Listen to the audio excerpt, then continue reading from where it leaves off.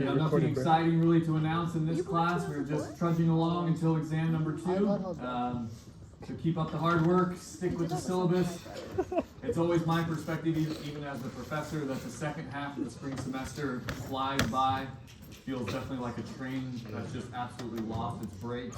It's just Reformation towards the end. I hope that's not how it feels for you, but definitely how it feels for me. So try to keep your head above water, to mix my metaphors now. Let me know how I can help.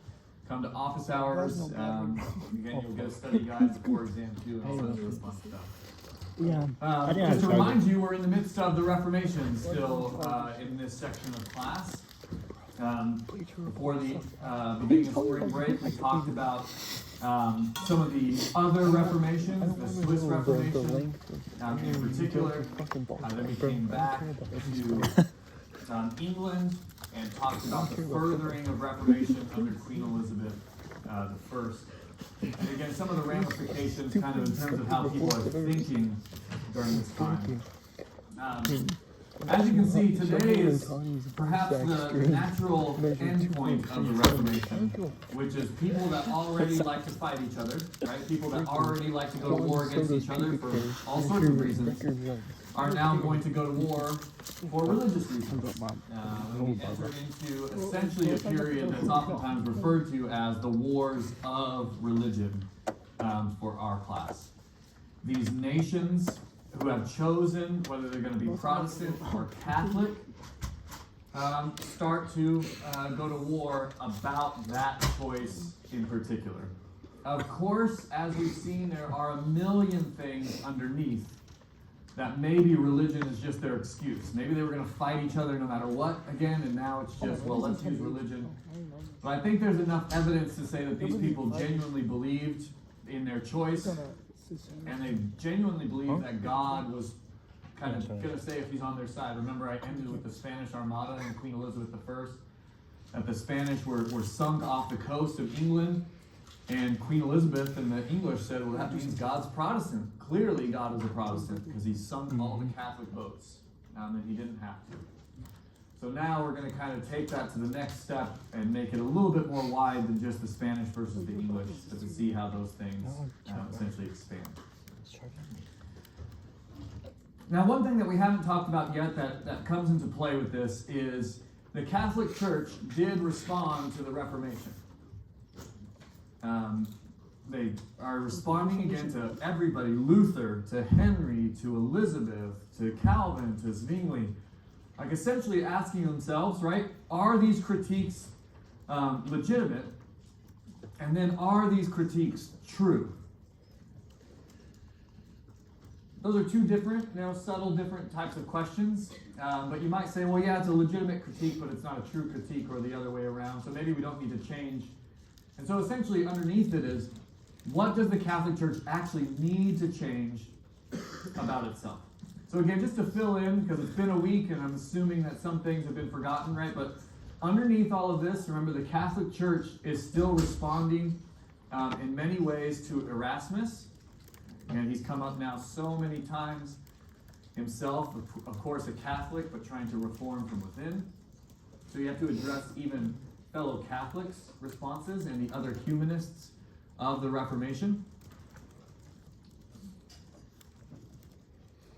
But also in different parts of the Catholic Church, as we've seen, particularly in places like Italy and in Spain, there is a movement of moral reformation as well. So it's not just the ideas, but think about with Zwingli and Calvin. Remember, one of their big things is that they wanted to reform life. Right? It's not just about theology. They want people to live godly lives. They're, essentially going to make sure that the everyday people in their marriages and their families are following the correct religion. Well, again, that's one of the things that the Catholic Church has to respond to as well. And there's a lot of that's coming from Italy and coming from Spain. Some of these instances result in, like, maybe the things that you've heard, the worst versions, things like the Catholic Inquisition in places like Italy and in Spain, where the Catholic Church essentially tried to force sometimes Jews and Muslims to convert. but essentially trying to do that moral reformation in really strong Catholic countries as well. So it's not just in ideas of the humanists, but also the morality of these really strong Catholic countries. And Italy and Spain were two of the big ones that really tried to follow through on that sort of moral side as well. Okay, so there's different arguments that the Catholic Church, right, is having to deal with. And so they needed a proper response to the Reformation. Okay, it couldn't just be theologians arguing with each other. They needed to do what the Catholic Church has always done since its formation, and that is to bring the theologians together and to form an official council to respond to the Reformation. And that council is called the Council of Trent. It's named after the town Trento in Italy, so the Council of Trent in English. And it's a very long council, right? You can see that it's, 18 years in terms of my bad math, 18 years. It's not 18 continuous years. They take some time off and then have to reconvene because of other politics that are happening in the European world. But the church, the Catholic Church, recognizes that it has to have a formal response to Luther, to Henry, to Elizabeth, to Calvin, to Zwingli. And the Catholic Church has always done its councils. This is the way that the church works. It does not make decisions unilaterally like it feels like Luther and Calvin are making, and instead they come together in council. So here is a depiction of the Council of Trent. And you can see it's a council made up of cardinals, which are the people in red, who are up there kind of on the higher seats. And then a council of bishops coming together to discuss what Luther and others had said. So this is a really famous council in Catholic history. Like if you were to talk to a Catholic priest, this is one of these significant councils where there's kind of like a pre-Council of Trent Catholic Church and then a post-Council of Trent Catholic Church. Again, as I said, it's I forgot to press that. It's in Trento in Italy. But one of the big things is that they really had to kind of go back onto the offensive at this point. They had to reestablish who the Catholic Church was, right? What does it mean, right? Some of these deep questions. What does it even mean to be a Catholic? It seems like Protestants are emerging for what that means, right? Think of back in my Luther lecture with all the solas, right? Sola scriptura, sola fide, all these things about authority and the importance of the Bible. Protestants are recognizing what they think. And so Catholics essentially have to say, who are we and how do we respond to the critique? You can't just brush it off. These countries have now broken away from the church. So whatever unity the Catholic Church had in the Middle Ages, and again, I think it's because of everything we've talked about in this class, that unity has now been fractured beyond anything that can be repaired. And so now they have to go into the offensive, right? How can we say to Europe, to Europeans, what the Catholic Church is? Not just respond, but who are we? And a lot of the Council of Trent is actually a reaffirmation of Catholicism. So, in the Council of Trent specifically, it actually decided, and again, this is where they're no longer flat-footed. They want to essentially say, no, these are key aspects of what it means to be Catholic. So what I mean by reaffirmed is in the council, they did say, actually, this is true. And one of those things that they continue to believe is true against Luther is good works are necessary for salvation. Right? The penitential cycle of doing good works is necessary for salvation. Right? Luther says you're justified by faith.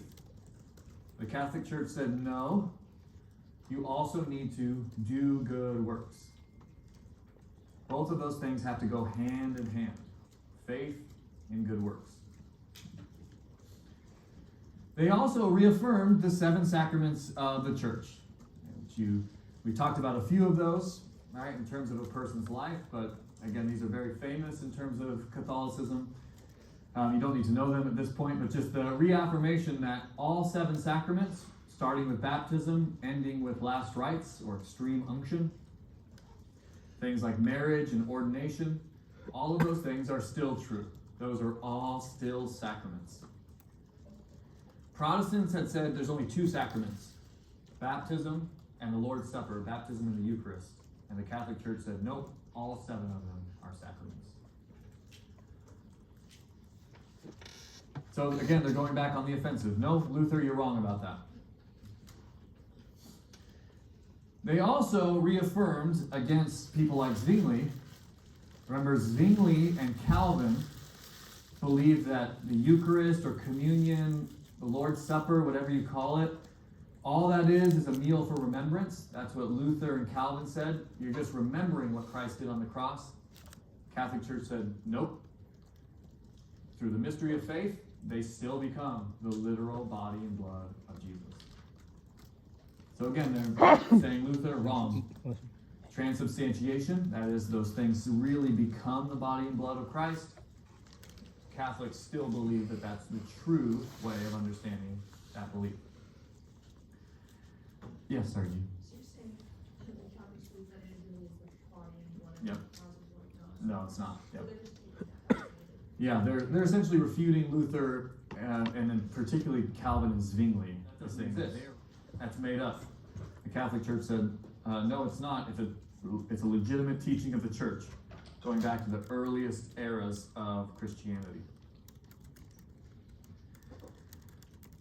There's a lot of movement in the Reformation for vernacular Bibles, right? For Bibles in English, Bibles in German, Bibles in Italian. The Catholic Church said, we're going to stick with the Vulgate. We are going to stick with the traditional Latin version. Now they do update it. This is one of the nuances. It's not like they're just going to say, oh yeah, we're going to stick with the one that was translated 700 years ago or 800 years ago. We recognize that Latin evolves, and so they update the language of the Latin Bible, but they're not going to give it to you in English. You're not going to hear a German Bible at Mass. It's going to continue to be the Latin Vulgate. And again, one of Luther's big things is the denial of church tradition as authority. Right? Luther said the only authority is Scripture. The church says, nope, it's Scripture and tradition. So those things go together. Yes, they do stick with not just humanist Latin necessarily, but as it's called philology, but essentially as the study of languages developed because of humanism, they stuck with the cutting edge research for sure. They weren't ignorant of it, as perhaps maybe it was at the turn of the Renaissance. So the short answer is yes, they did update to the humanist Latin. But the church and the church's tradition has authority. It's not just the Bible, but the Bible has to be properly interpreted, and it's properly interpreted through the church. And then, again, you can see them, they essentially say to Luther, you're wrong about everything, essentially. They affirm that the clergy, that is the priests and above, right, the priests, the bishops, the cardinals, the pope, they are all essentially a set apart people.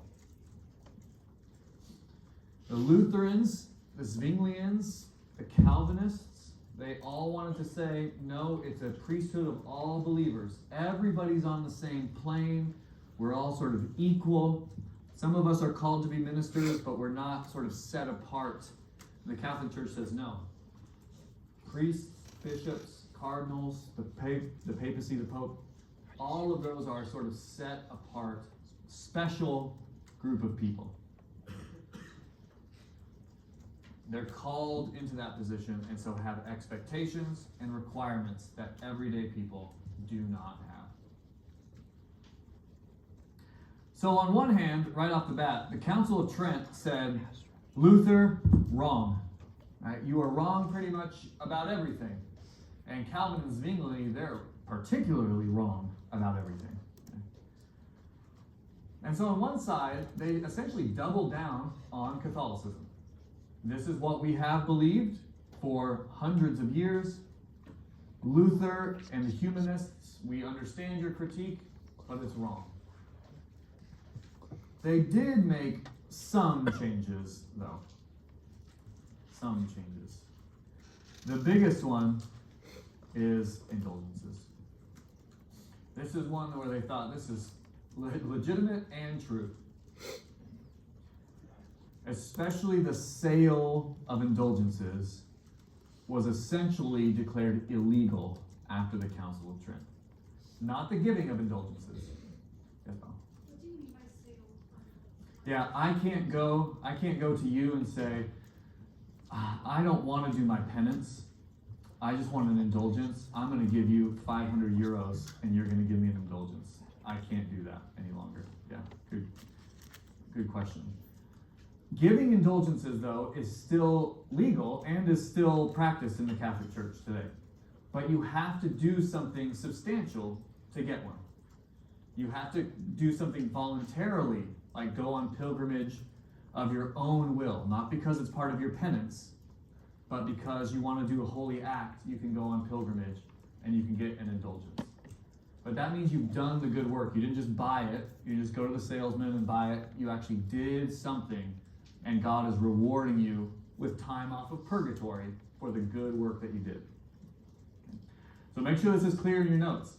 They did not stop stop indulgences. What they stopped was the sale of indulgences. Indulgences are still something that you can get today.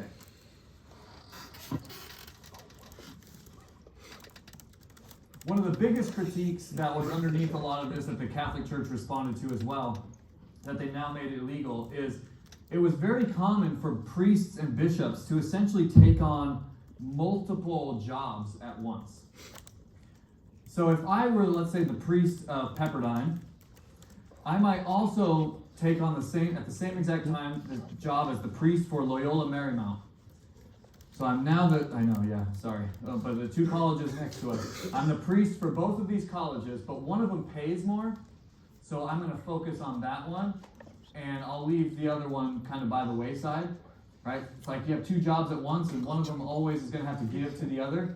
Priests were doing that. They're like, yes, I'll be the priest of 5 different parishes because they'll all pay me, but one of them's really prestigious, so I'm going to do the work for that one and do no work for these others, but I'm still going to take the money that they pay.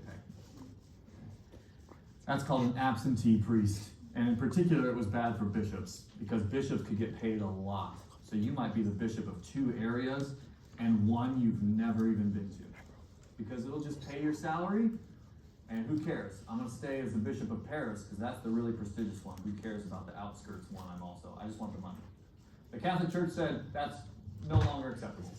They made that illegal. You can now only be, especially for a bishop, the bishop of one area and one area alone.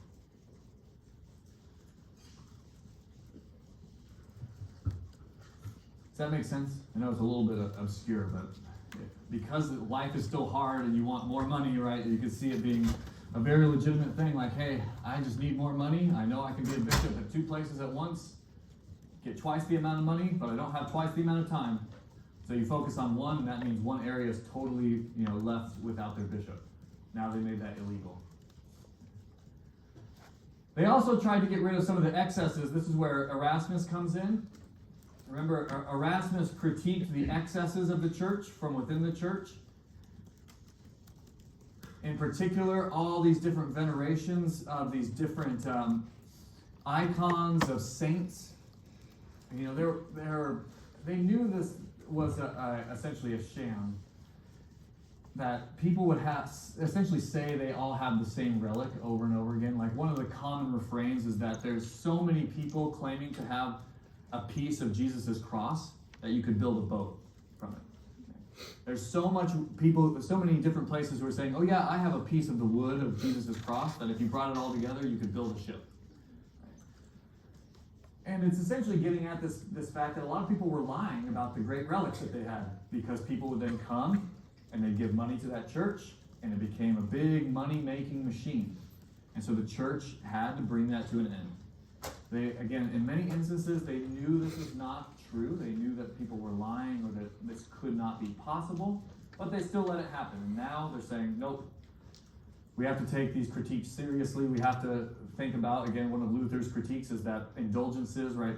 Everyday people are giving money for indulgences. They barely have any money to begin with, and yet you're making them pay for it. And so the same sort of superstition had to be essentially culled. You had to essentially bring that stuff to an end. And so that was, from their perspective, legitimate and true, and needed, again, to kind of be ironed out. Not that it went away, right? There are still icons that you can go see throughout the world. Maybe some of you have seen them. He's okay. But they had to essentially get rid of the charlatans out there who were just trying to take advantage of the situation. I know. And then one of the things that ramped up is the Catholic Church began, again, they didn't necessarily start this at this point, but they tried to essentially censor the Protestant books that were out there because of the printing press. The Catholic Church would publish, and it would alter. Sometimes the book would be on this list, sometimes it would then be taken off. But essentially, they would publish a list of books that were dangerous and should be forbidden in Catholic territories. And they can't do it for Protestant territories any longer because, Henry and Elizabeth don't care about what the Pope has to say.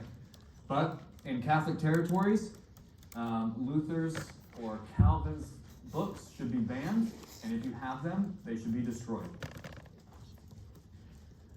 And now again, some popes were stricter on this than others. As I said, some books came on and then were taken off.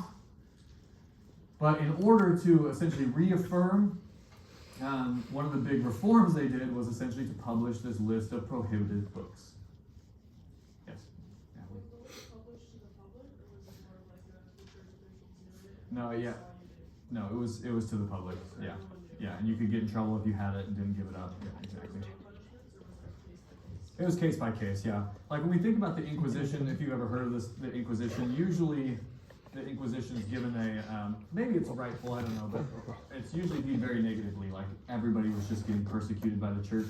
When usually the Inquisition actually just gave people a slap on the wrist and said, don't do that anymore. And so it was very much a case by case basis. Sometimes you have the Inquisition going very extreme, things like torture and execution, but usually it's like, get rid of it, or just hand it over, go do your penance, and then get out of here. Don't do it again. Yeah. Good question. And so the church, again, on one side is saying, no, this is what we believe, on all the things they reaffirmed. Luther, you're wrong about all that. But then they said, you know what, indulgences, you're probably right on. But not the deepest part. Indulgences are still important, but you're right. The excess was too much. Priests not being in the churches, priests need to be in their churches. Bishops need to be in their churches. All those superstitions, you're probably right. It's taking advantage of the people. We need to have stricter ideas about what is a relic, what isn't, and to regulate those. But then they didn't want people to be able to essentially read these things just out in the open. They genuinely viewed Luther's writings, Calvin's writings, as dangerous to the public. Dangerous to their soul.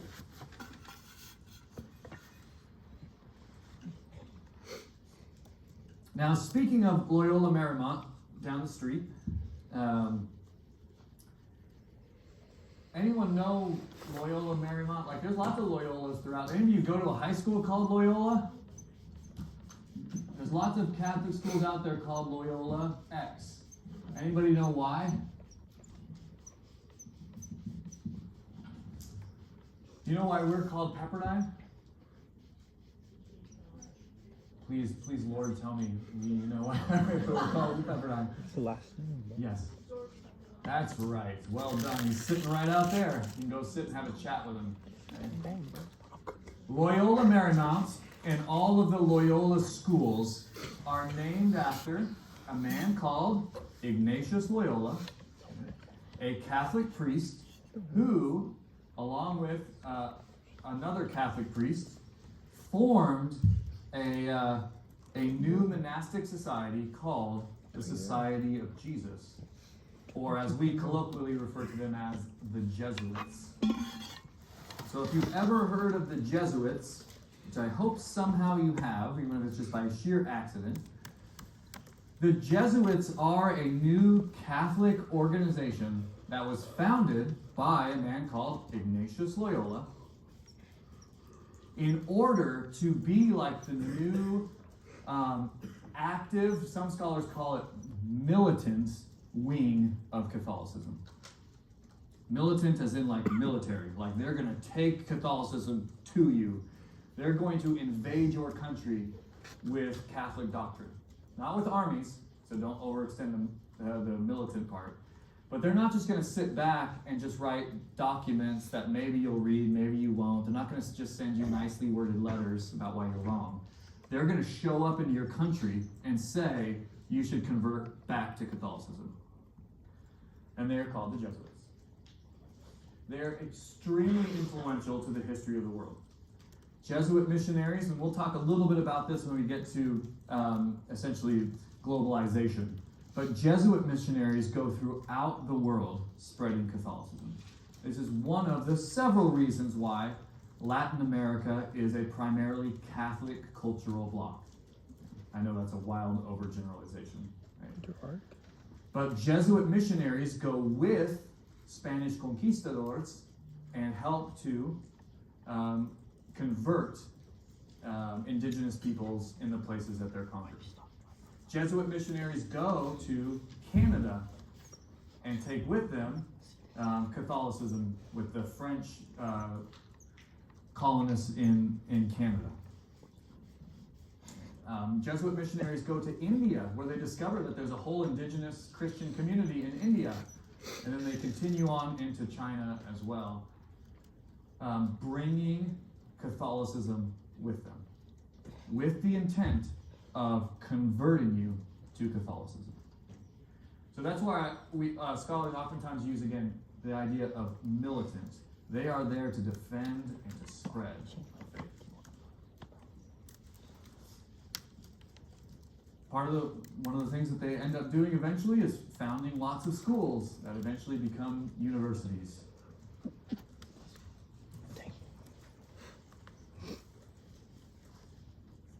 Is Notre Dame a Jesuit school?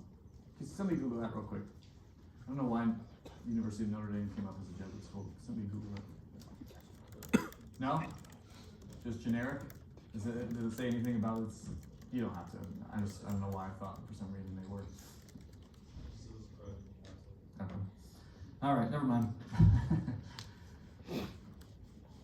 So Catholicism is now essentially saying we're not just going to sit back any longer, we're going to move. And when you have both sides, right? Luther, Calvin, Zwingli, they believed that already. They believed that the gospel needed to be spread. And now you have the Jesuits and Catholics saying, we also think that Catholicism needs to be spread. These things are going to come, to blows at some point. The first place that happens is in France. So this is a phase that happens in the mid-1500s. It's oftentimes given this really broad term, the French Wars of Religion. Again, underneath it is all this typical secular stuff. Of course, these people just want more power, they want more land, they want more prestige, they want more money. All that stuff is going on, right? All the things that lead people to war, even good things, like maybe they genuinely believe that this is important, right? But it's all kind of framed around religion. And I think they mean it. I don't think they're just using it to fight each other. I think they mean it. But setting the scene, after the Reformation, the French remained strongly Catholic after the Reformation. Again, France remains a strongly culturally Catholic nation. So after the Reformation, France remained strongly Catholic. The French monarchs even refer to themselves as the most Christian kings. They're so Catholic that the monarch, the king, is the most Christian king. And they mean that in terms of Orthodox Catholicism. But they actually had a pretty robust minority of Protestants. because of Calvinists. Let me see actually if I have this map again to pull up, because that'll make it easier to see this. Let me see where's my last map? Come on.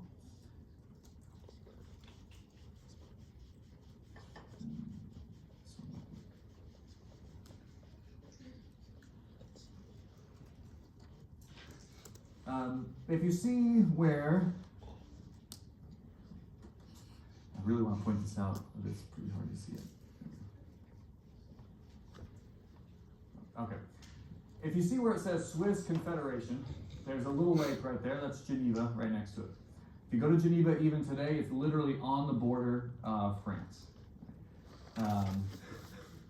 In Geneva, that's where John Calvin was most active, if you remember that lecture from before spring break. Calvin was himself French, and so oftentimes what would happen is that French Calvinists, who have now become Protestants, would go back to their homeland and try to convert, right? They would be very active in their faith to convert French Catholics to Protestantism. Does that make sense? Because of how close they are as well, Geneva could publish books and import them into France kind of like as a black market, right? Even if the Pope was trying to stop that, Geneva doesn't care about what the Pope says. They're Protestant. So they're just going to keep pumping out documents that are pro-Protestant and dumping them into Catholic France. So, in France, they had a large minority of, of French Catholics, French Protestants. French Protestants, for some reason, are called Huguenots. So that word right there is pronounced Huguenot. We don't know why they call themselves this, but the word Huguenot means French Protestant.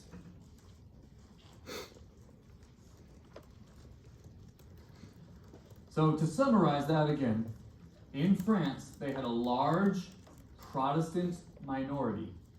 Those people are called Huguenots. And it was pretty substantial. Maybe up to a fifth of the population was Huguenot. That's substantial. There were areas where it was more concentrated, right? There might be more Huguenots in southern France, let's say, more closer to Geneva. But up to 1/5 of the population being Huguenot is pretty substantial, especially during this time. Now the problem is that led to essentially skirmishes amongst the French people.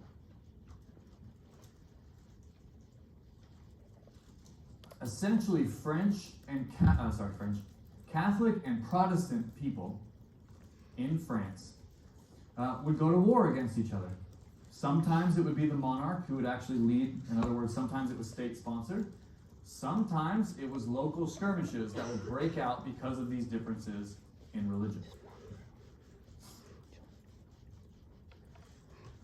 There was a hope to try to bring these groups together.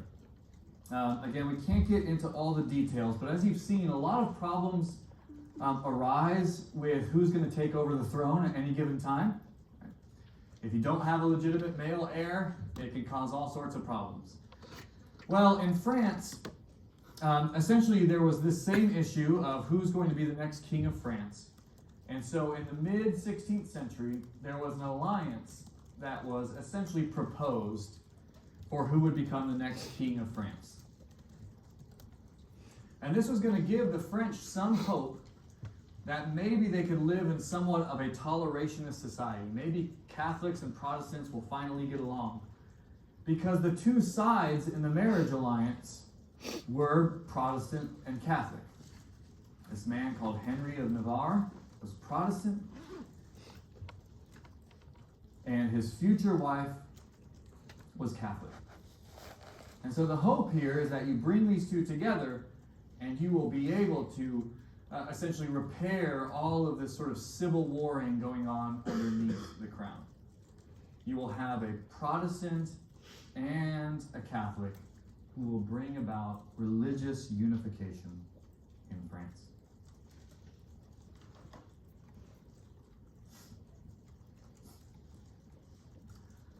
Sadly, that did not happen.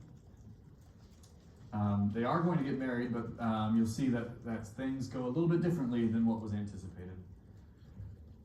One of the biggest things is, again, underneath this, some of the really influential people in France, just politically, were very strong Catholics, and they did not want to see more Protestant power.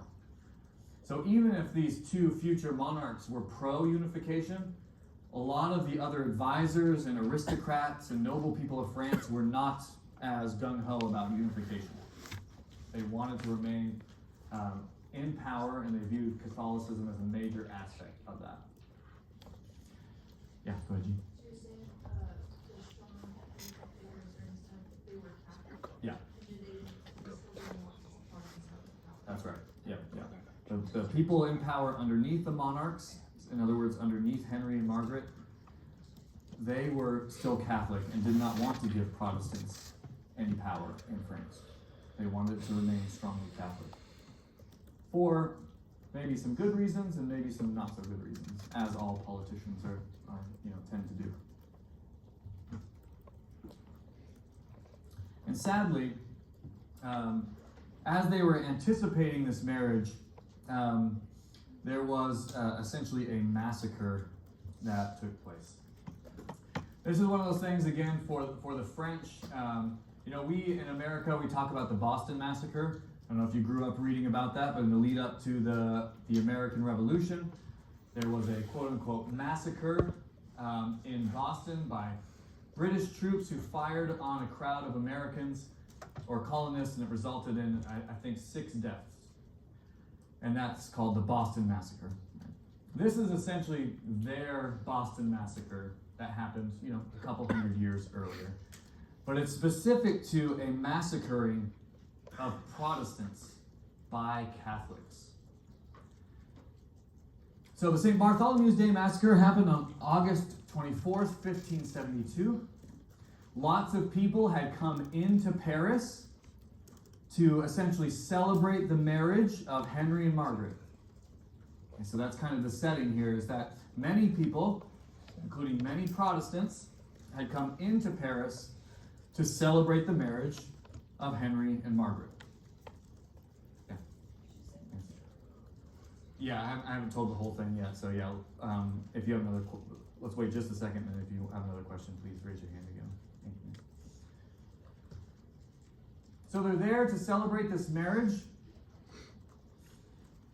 and unbeknownst to essentially the monarchy, this is a little bit of a debate, but it seems like this was done by rebels within the bureaucracy amongst the people in charge, maybe the king and queen were not actually involved in this.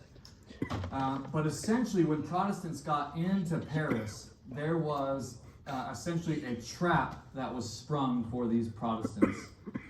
And let me see if I have. No, that's one more. Here we go. Here's a little bit of a depiction of the St. Bartholomew's Day Massacre. Essentially, when the Protestants got into Paris, they were surprise attacked by Catholics and massacred in the lead up to this wedding. Again, there's so much palace intrigue underneath this that I feel like every book I've read on this has a different explanation for exactly who was in charge of it and exactly what reason. Even if it was just a rumor that went wild, it doesn't really matter. The outcome is the same. Huge amounts of Protestants were massacred on the streets of Paris in August of 1572 by Catholics for the reason, or because they were Protestants, not for any other reason, not because they were a part of some other secretive cult or part of some rebellion or anything else you can think of. They are massacred because they were Protestants. I'll give you the best explanation in a second for who I think was responsible for this, but just to let you know, it's always more complicated underneath. News of this in Paris actually spread so that there were further massacres in the countryside. So essentially, as people were massacred in Paris, as you can see here, the frenzy, as it reached the countrysides of France, Catholics started to massacre their Protestant neighbors out in the countryside as well. So it led to even more death and destruction than even the conspirators wanted to happen. I would argue that it was orchestrated by what's referred to as the Queen Mother, a woman named Catherine de Medici. Oh my goodness, the Medici are back. You can see just how crazy, strange, incestuous this whole situation is. Yes, Natalie. Is there a rough number of how many people were killed? Yeah, like 2,000, like in Paris. Yeah. Yeah, it's usually it tops out at about 2,000 people.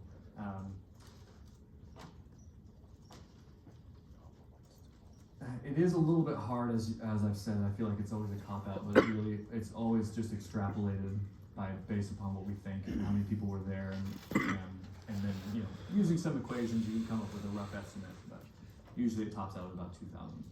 Now remember, just to put that in context, the Boston Massacre, which I grew up thinking about and being really important, I think 6 people died in the Boston Massacre. I might be wrong. It might have been 7, but it's definitely fewer than 10. This one was into the thousands, right? So very substantial, again, at a time when the population is much lower than it is today. But even if we saw that, if you had 2,000 people massacred in one day, that would still be, major news for months here, right? But I would argue that it was orchestrated by Catherine of Medici, what's called the Queen Mother. Essentially, she was no longer the queen, but essentially she's trying to orchestrate what's going on in France to be a more pro-Catholic, probably more pro-Italian side of the equation, trying to politic France in a more Catholic direction. I think there's good evidence for this. She was very ambitious, to say the least, very shrewd, and doesn't really hide from it, in my opinion. But there's at least enough conflicting evidence to maybe have some other opinions. But most likely it is the former Queen of France, again, who's now referred to as the Queen Mother at this time. And after the St. Bartholomew's Day Massacre, France essentially was in civil war, like in religious war for the next 20 years. So this is substantial for France. Again, they're one of the first casualties of the Reformation, kind of literally. The fight over Catholicism and Protestantism hit them in many ways first in a really substantial way and led to about 20 years of religious warfare between Catholics and Protestants. Both of them French, right, in France. Now this ends, I want to finish this part before we go on before we take our break. This ends eventually when Henry, that same Henry, actually became king. This is going to be very strange, I get it, so please raise your hand. But the Henry that I was just talking about, who was engaged to Margaret, who was going to get married, I said in there that he was a Protestant.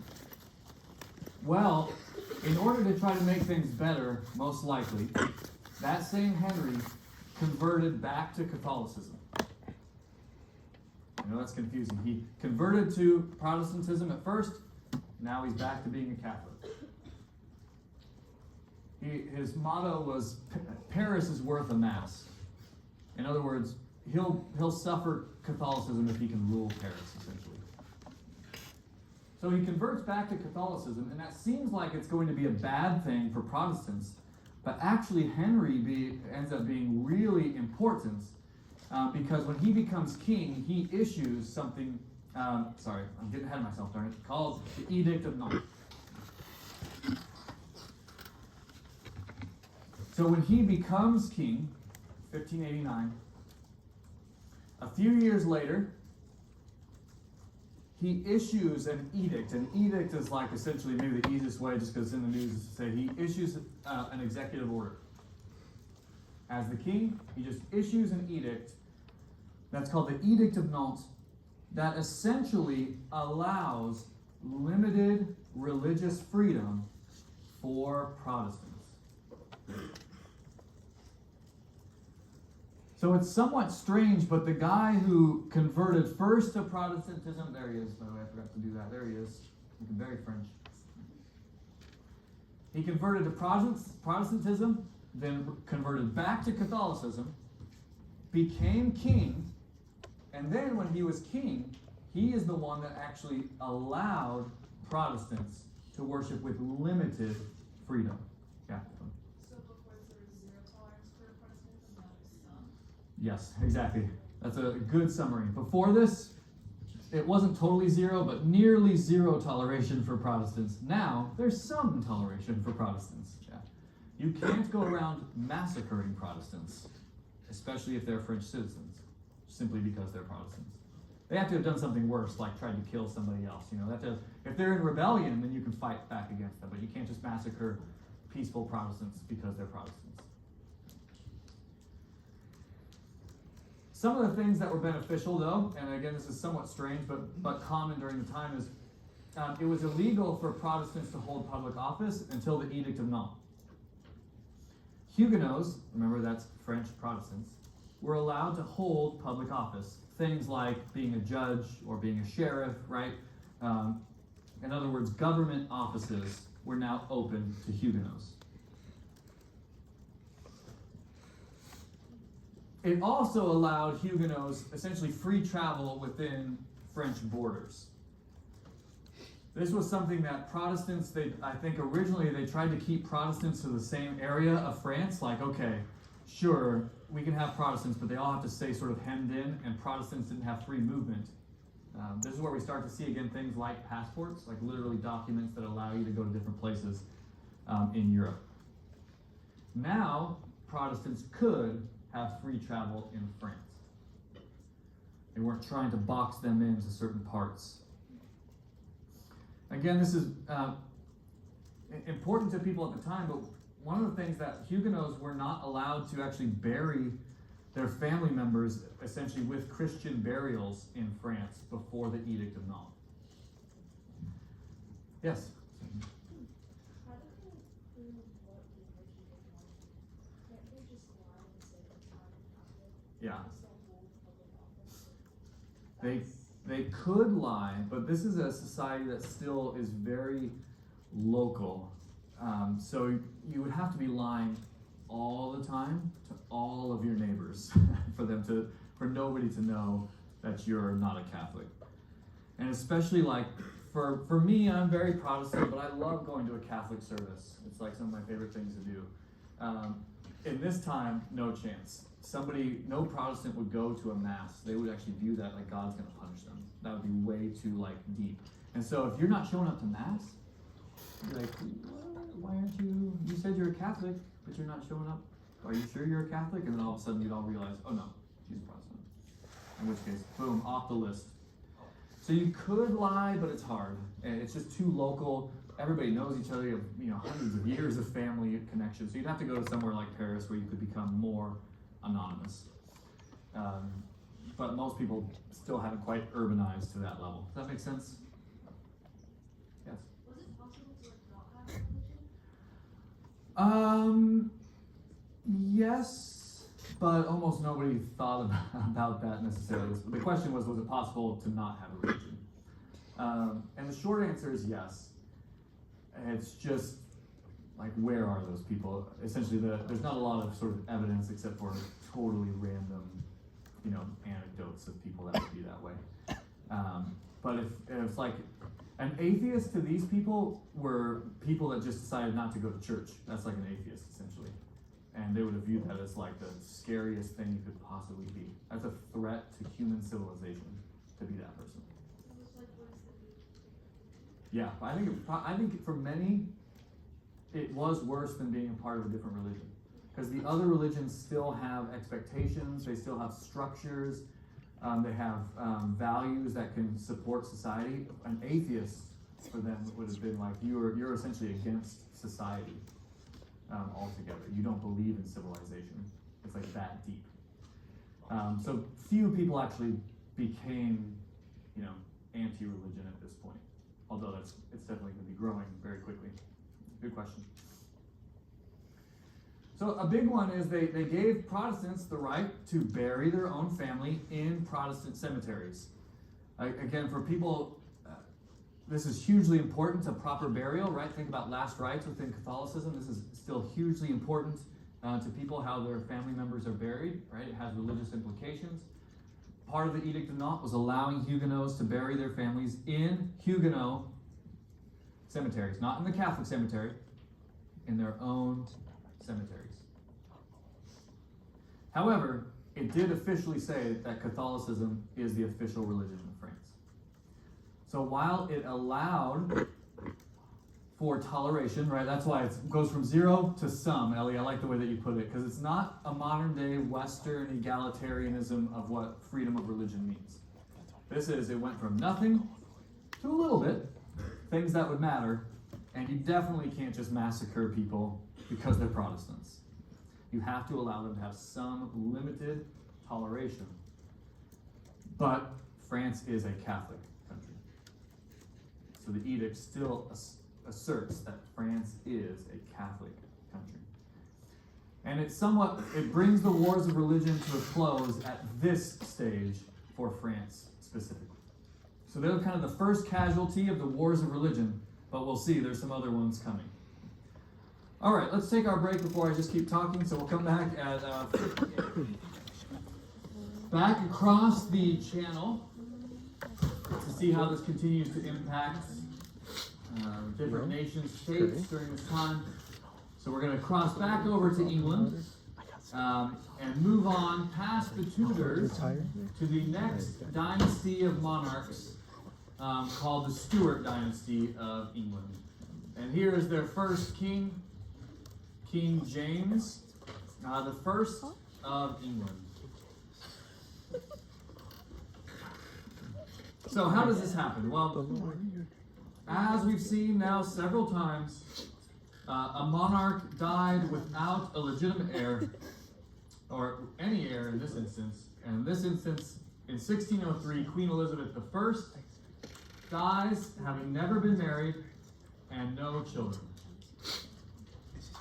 So Queen Elizabeth never got married, probably as a shrewd political move, knowing that essentially any man that she married would essentially try to assert power over England, simply because he was a man and she was a woman, right? And we've seen that complication with Henry's thinking since the beginning. And so she decided not to get married, but that meant, of course, that there were no heirs to the throne from the Tudor dynasty any longer.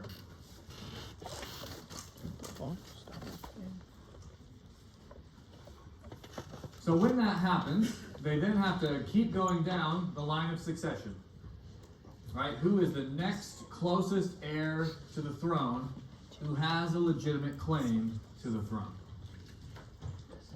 And in this instance, they went up to Scotland, and there Elizabeth had some cousins known as the Stuarts, who were already the kings and queens of Scotland. And so the Stuart family became the next dynasty of England.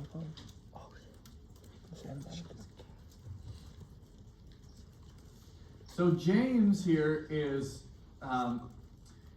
James the Sixth of Scotland and James the First of England. So when you read about him in the history books, they will tell you both titles. They will say James the First and James the Sixth. Because in Scotland, he's the sixth James. In England, he's the first king of England called James. So he gets both of those titles. So who is James the Sixth of Scotland is also given over the kingdom of England and becomes King James the First of England.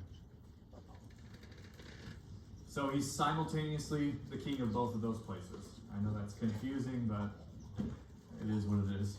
He's James the First and James the Sixth simultaneously.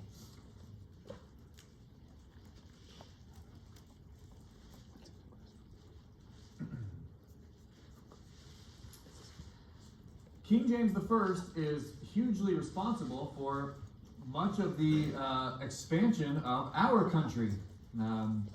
In the early 1600s, James the First again, may be responsible for some of the earliest sections of colonization of the English into the quote-unquote New World of the Americas. One of the earliest ones that happens, that again many of us grow up learning about, that's coming from the same context, in the same time period, is a charter that's given to a group of merchants to go to a place in Virginia. Anybody know why Virginia is called Virginia? Without Googling it? Nobody's from Virginia in here? Well, we're going to talk about that in just a second. You're getting ahead of me. Why is Virginia called Virginia? Yes, Chrissy? I may be wrong, but I think the first daughter that was born was named Virginia. No, I love that, but that's not the reason why. It's actually named after Queen Elizabeth I, who is known as the Virgin Queen Elizabeth. And so the colony is called Virginia, after Queen Elizabeth I. So, they go on to colonize this area called Virginia, named after Queen Elizabeth I, an honorific that she's given. And what's the town called, Ellie? It's called Jamestown, Virginia. That's right. In 1607, a group of English merchants, more or less, are chartered to essentially go to the New World and to settle there. And when they get there, the first thing they build is a church, and they call the place Jamestown, named after King James I of England. So within this context, again, here in the United States, one of the earliest colonies of the British, in what will become the United States, is founded during this time with the permission of King James I, right, as a charter. Thinking about Jamestown, again, anybody from Virginia? Jamestown is a little bit of an interesting place in the colonial side of America because Jamestown was essentially a get-rich-quick scheme in the context of early British colonization. The idea was that you would go, that you would discover or develop something, right? You might discover gold, some other types of riches. Maybe you would plant a cash crop. You would make it rich real quick, and then you would bring all of that money back to England. That's essentially what the earliest settlers believed, the English settlers believed about what Jamestown was going to be. Which meant that very few families actually emigrated to Jamestown. This is going to be contrasted with the Puritans up in the Massachusetts Bay colony up north, the Pilgrims. They're very different than what's happening down in Jamestown. In Jamestown, it was mostly a bunch of single men who were trying to make it rich and then go back to England. Because of that, Jamestown was an extremely volatile place to be. It was not meant to be colonized and people to stay there. People wanted to come, make it, and then get out of town and go back to England. This meant that some of the earliest things that developed in Jamestown were some of the things that Christians back in Europe would have viewed as very negative, right? Lots of taverns, lots of drunkenness and fighting, lots of beating each other up in the streets, brothels developing in Jamestown, gambling developing in Jamestown, because it was a bunch of single dudes out to get rich and go home. And their families weren't around, their parents weren't around to really control. Their churches weren't really around to control what they were doing. And so Virginia was a very unstable colony at the beginning of its founding. That'll be very different than what's happening up in Massachusetts with the Pilgrims coming across, because the Pilgrims are bringing their families with them and intend to stay forever. Jamestown, that was not the case. And so it became a very sort of strange place to be. They also met, and again, a lot of legends develop about this, but when they got to Virginia, of course, they found that there were whole cultures of people that already lived here. They didn't understand the terrain like they did in England, of course, or in Greater Europe. They didn't realize that, my goodness, Virginia is freezing cold. The coldest I've ever been is in D.C. in January. That's the coldest place I've ever been. England is cold, but it's not as cold as DC in January. And so they got to Virginia into freezing cold conditions with no support and surrounded by indigenous peoples who had lived there for hundreds, if not thousands of years at this point. And so we do have stories of massacres on both sides of the equation, which made Jamestown even more difficult to settle and made Virginia even more difficult to settle in the long term.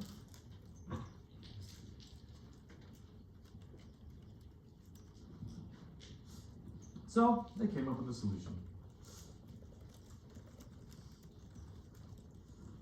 The main thing that they realized is that, like other parts of the world, so tobacco was a crop that was growing, coming from other parts of South and East Asia and across into Europe, and parts of Africa even as well, is that they realized that tobacco actually grows extremely well in what are called the middle colonies of, what will become the United States. And so what actually helped to settle down Virginia in the long run was actually the development of a new cash crop that grew especially well in the soils of Virginia, and that was tobacco. Again, this became the stable cash crop of the middle colonies, both of Virginia, of some parts of the Carolinas and Tennessee, for generations, as the United States becomes the United States later on. And it helped to stabilize this middle colony. Now there was a reason to go and to stay. It's not just go, find something that makes you rich, and head back to the UK or head back to England. Sorry, I shouldn't say the UK yet. Now people are going, investing, staying, and developing essentially a British culture in the middle colonies. So this is what's helping to grow, again, the British colonies of North America. Now there is a cash crop that will bring people to stay and to grow the colonies. We're starting to see a little bit more globalization, in other words, which we'll talk about as a topic in future weeks. Up in the north, a little bit later, but still during the reign of James I, is another group that's going to leave England, and this is where the Reformation comes into play. I talked about this a little bit in talking about the Tudor dynasty, but because of what's happening in the Reformation, a group of Calvinists in England who are called the Puritans. Do you remember me saying the word Puritan a couple weeks ago? I know we've all gotten more dust in our heads after the spring break. But the Puritans are English Calvinists, right? These people that were really wild in terms of their beliefs and predestination, that the church needed to reform more and more and more to be more like what John Calvin wanted in Geneva than what the Tudor monarchs wanted. Well, those tensions were really starting to hit during the reign of King James I.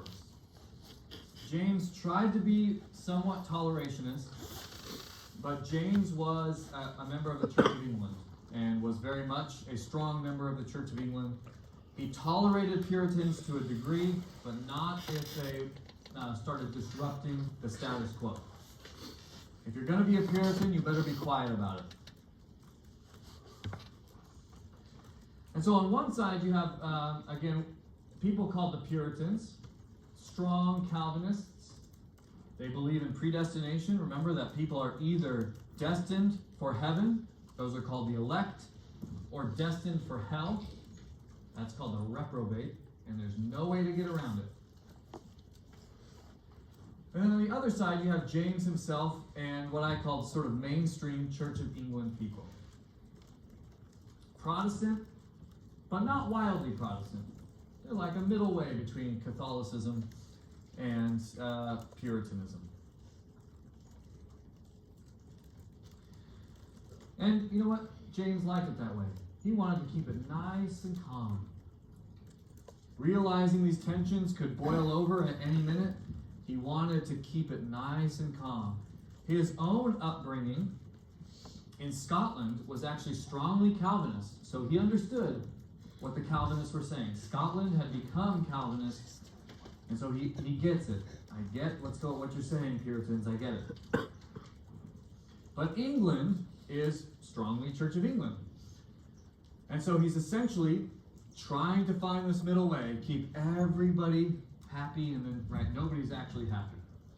So if you never meet anybody's demands, everybody's just mad at you, but they're kind of like middle mad. They're not like, there's not one group that's going to take up arms. You always have to worry at this point that literally, your subjects will pick up guns and come try to overthrow you.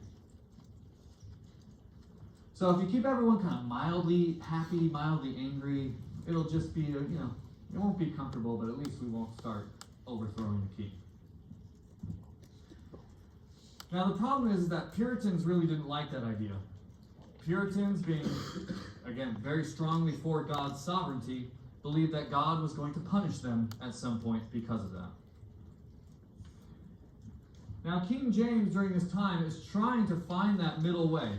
And one of the ways that he tried to do it is actually really influential still in our day.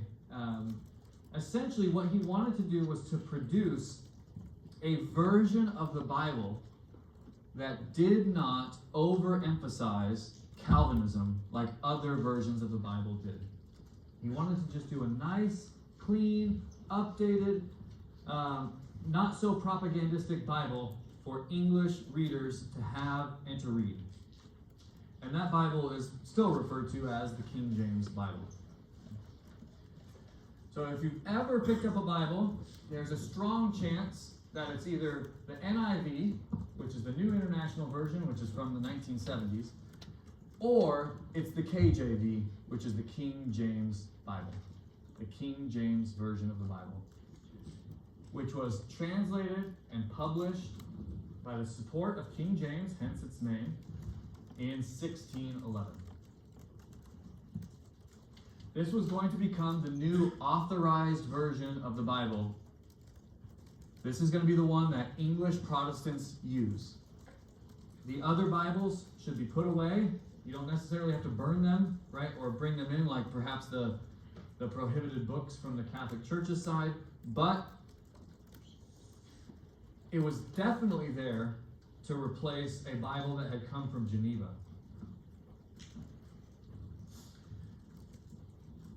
So again, this is a little bit confusing, so please ask follow-up questions.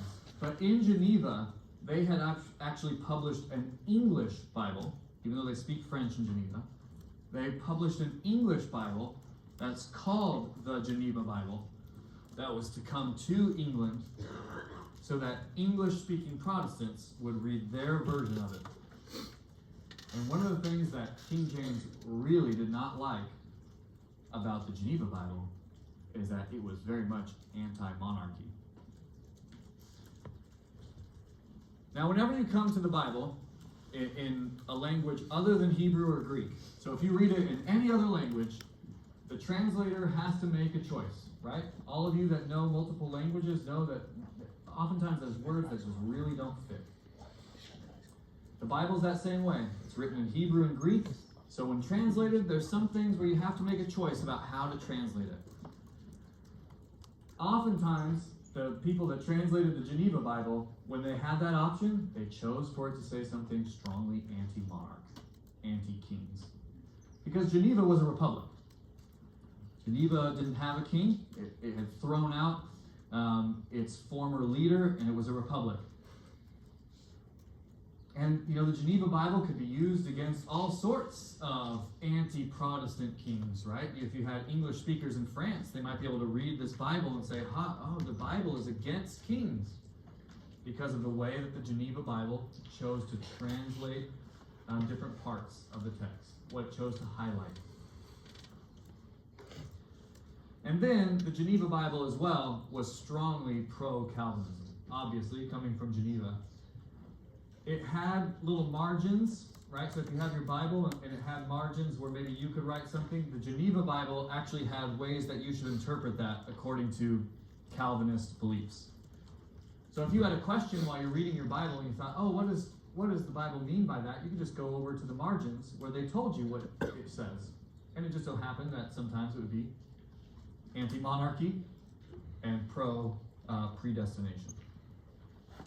So the Geneva Bible is actually more or less the Bible of Shakespeare. It's strongly Catholic.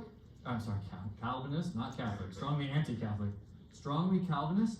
And James did not want that any longer. He knew it was going to result in tensions that were going to bubble over into some type of fighting, right? He can see what's going on or has happened in France. He can probably, see it happening in other parts, or could happen in his realms, and he wants a nice middle of the way Bible, which became the King James Bible, the Bible of English Christianity. Anybody grow up reading the King James Bible? Don't be afraid. Probably many of you grew up with it without realizing it. Again, if you go to the Pepperdine bookstore and you go to the Bible section, you'll be able to buy all sorts of versions of the King James Bible. It hasn't been updated that much since 1611. They have done some aspects to it, but this is what gives us in America the idea that the Bible says thou and thee in terms of God, right? Or many of the songs or the hymns that come in the 1700s and the 1800s have a sort of old English version to them. That's because the Bible of English Christianity after 1611 became the authorized version, the King James Bible.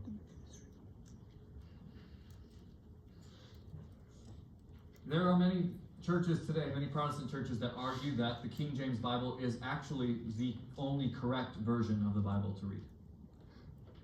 That's how influential it remains even to today. And so James has a very, it's a religious reason, but also a very political reason for why this needs to be published. Right? He's an Anglican. He's Church of England, so he wants to have a Bible that other members of the English-speaking world, let's say, can read. But he also wants to stop all of the indoctrination from the Calvinists, especially when it comes to those sections that are like, hey, it actually is okay to overthrow your king. Especially if your king is an ungodly king. Because you can use ungodly for anything, right? Anything you don't like becomes ungodly. And as soon as it's ungodly, I can overthrow him. And so he wants to get rid of the indoctrination of the Geneva Bible, and instead to give this nice middle way section, or version of the Bible. And it becomes the Bible of English Christianity from then on out.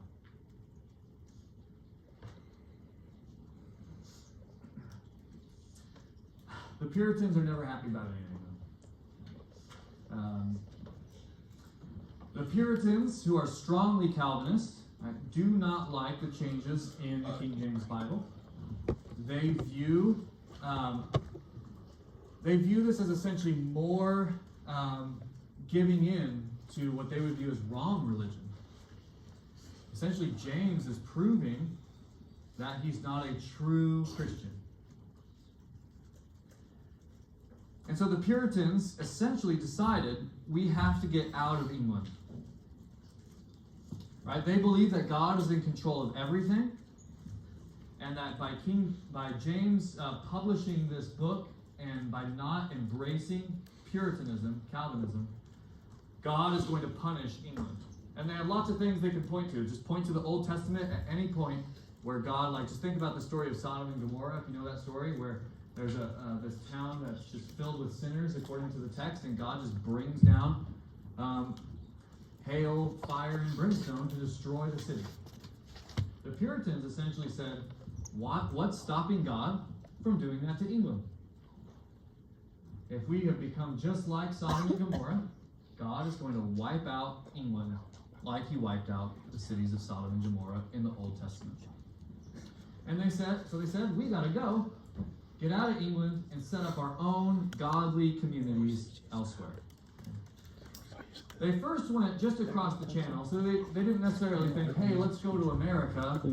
They said, let's go to a place that's closer, that might be a little bit more willing to tolerate Puritans. And so they just went across the channel to what at this point is called the Dutch Republic. Nowadays it's called the Netherlands, but in the 1600s it's called the Dutch Republic. More tolerationist, lots of Calvinists in the Dutch Republic. But for multiple reasons, it just doesn't work out. That just going across the English Channel is not going to be the best place for them. There's lots of reasons for that at this stage. And so they get a charter and instead cross the Atlantic and sail to the quote-unquote New World. Again, this is where history began for me in my education growing up. When the Pilgrims got on the Mayflower and headed to Massachusetts Bay Colony. That's where my history lessons began in school. I don't know if you feel the same way, but that was the moment humanity began, was in 1620. And I was told growing up that the reason for this was religious toleration. The Puritans wanted to practice religious toleration. Now, I went to public school, by the way. Just in case some of you are like, man, that's really deep, like some crazy Christian school. Nope. Bad public school for me. That's somewhat true, but the real reason is that they wanted to set up essentially what Jesus says in parts of his Gospels. They wanted to set up a city on a hill. At one point in Jesus' own ministry, he talks about, that his followers should be themselves cities on a hill where people from all over the world can see the light and come to them.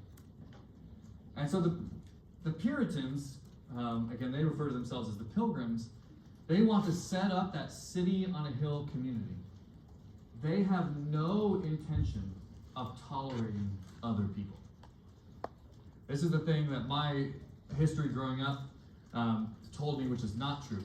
The Pilgrims do not want religious toleration. They don't want your version of Christianity. They want their version of Christianity. And if you're going to come to their colony, you need to practice their version of Christianity. So in one side, it is true, in the sense of it's religious toleration. They feel like they are not being tolerated by King James I. Connecticut, some parts of what is now Rhode Island, very untolerationist in the 1600s, which is, again, the context of all of this. They're not coming from places that are religiously tolerant themselves, right? France is some toleration. England is some toleration. The Dutch Republic might be the only one that kind of takes that step and is a little bit more tolerationist in the 1600s. But we are not at that world of free religion at this point. It's my religion, or you should go somewhere else. And that's what the Pilgrims set up in the New World. Right, perhaps you grew up with this depiction of the Mayflower Compact, this essentially first constitution of the Mayflower that's going to be set up in the Massachusetts Bay Colony when they get there. It's very strongly from their perspective about essentially the importance of this movement that they're doing from the old world to the new world.